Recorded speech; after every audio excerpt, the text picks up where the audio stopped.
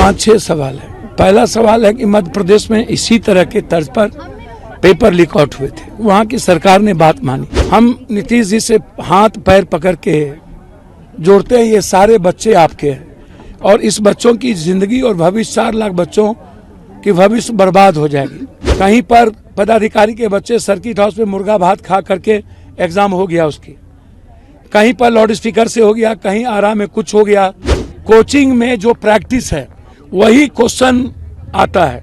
तो ये कौन लोग हैं, इसमें कौन कौन लोग इन्वॉल्व हैं? 4 सिस्टम, सरकार का सिस्टम, बीपीएससी, माफिया और कोचिंग। इस चारों की इंक्वायरी हाईकोर्ट जज से आप क्यों नहीं कराना चाहते? 90 के पहले से लेके आज तक एक ही जिला 80% इन्वॉल्व क्यों है पेपर लीक में? नालंदा। एग्जामिनेशन पूर्णतः कैंसिल बिहार की होनी चाहिए। बच्चों की भावनाओं का आदर हो, कोचिंग की इंक्वायरी हो।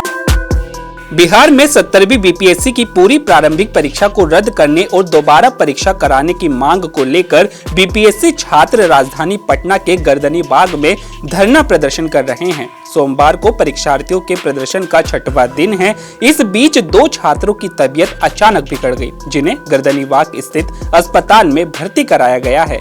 वहीं बीपीएससी परीक्षा को लेकर बिहार की सियासत भी गर्मा गई है। ऐसे में पूर्णिया के सांसद पप्पू यादव आंदोलित बीपीएससी अभ्यर्थियों से मिलने गर्दनीबाग स्थल पर पहुंचे, जहां उन्होंने छात्रों से बातचीत की। इस दौरान छात्रों ने उनके सामने अपनी मांगे रखी। सांसद ने छात्रों का समर्थन करते हुए कहा कि मैं अकेला आपकी लड़ाई लड़ूंगा और जहां भी जरूरत होगी मैं धरने पर बैठूंगा। 5-6 सवाल है। पहला सवाल है कि मध्य प्रदेश में इसी तरह के तर्ज पर पेपर लीक आउट हुए थे, वहाँ की सरकार ने बात मानी। हम नीतीश जी से हाथ पैर पकड़ के जोड़ते हैं, ये सारे बच्चे आपके हैं और इस बच्चों की जिंदगी और भविष्य 4 लाख बच्चों कि भविष्य बर्बाद हो जाएगी। पहला। दूसरा, बच्चे का मांग है कि सभी जगह सेंटर के सीसीटीवी फुटेज को आप सामने लाइए। कहीं पर पदाधिकारी के बच्चे सर्किट हाउस में मुर्गा भात खा करके एग्जाम हो गया उसकी, कहीं पर लाउड स्पीकर से हो गया, कहीं आराम में कुछ हो गया। तो जब बच्चे का डिमांड है कि सीसीटीवी फुटेज लाइए और सभी एग्जाम कैंसिल करिए, एक तरफ आप कोचिंग में जो प्रैक्टिस है वही क्वेश्चन आता है। तो ये कौन लोग हैं, इसमें कौन कौन लोग इन्वॉल्व हैं? 4 सिस्टम, सरकार का सिस्टम, बीपीएससी, माफिया और कोचिंग। इस चारों की इंक्वायरी हाईकोर्ट जज से आप क्यों नहीं कराना चाहते?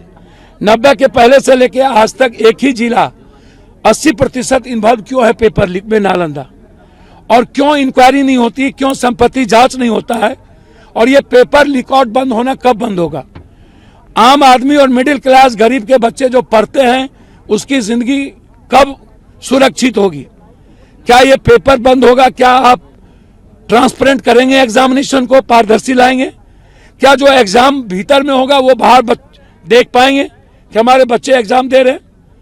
क्या आप इसको सामने आगे से लाएंगे? तो आप कोई हमेशा क्वेश्चन आउट होना। 12,000 आप कर रहे हैं, टेक्निकल कारण से मैं कर रहा हूं। जब आप बच्चे कह रहे हैं आपको टोटल एग्जामिनेशन कैंसिल करने के लिए, आपने एक ऐसा क्वेश्चन पेपर दिया, एक कुछ को अलग। नॉर्मलाइजेशन के मुद्दों में भी आप झूठ बोल दिए। एक पेपर अलग कर दिया, दूसरा पेपर फिर क्वेश्चन दूसरा दे दिया। तो आपने उसमें भी आपने बच्चों को ठग ली। एक तो पहले ही बच्चों का की जो स्थिति है सर्वेयर के चलते बहुत बच्चे इसमें फुल फॉर्म नहीं भर पाए। तो बच्चों की जो जिंदगी यहाँ पर बिल्कुल भूख हड़ताल से मर रहे हैं। 2 बच्चे चले गए और सरकार चिंता में नहीं है। 1000 करोड़ की प्रैक्टिस में ऊपर से नीचे बंदर बाट है और आप यदि यथावत क्वेश्चन को फिर से छोड़ दिए तो कौन प्रभावित होगा?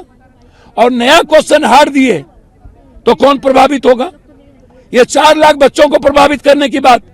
इसलिए एग्जामिनेशन पूर्णतः कैंसिल बिहार की होनी चाहिए। बच्चों की भावनाओं का आदर हो, कोचिंग की इंक्वायरी हो और पेपर जो लगातार माफियाओं के द्वारा सजेस्ट किया जाता और अलग अलग एग्जामिनेशन पेपर को देकर के बच्चों की जिंदगी प्रभावित होते, उस पर रोक लगे, साथ साथ पेपर लीक होना बंद हो।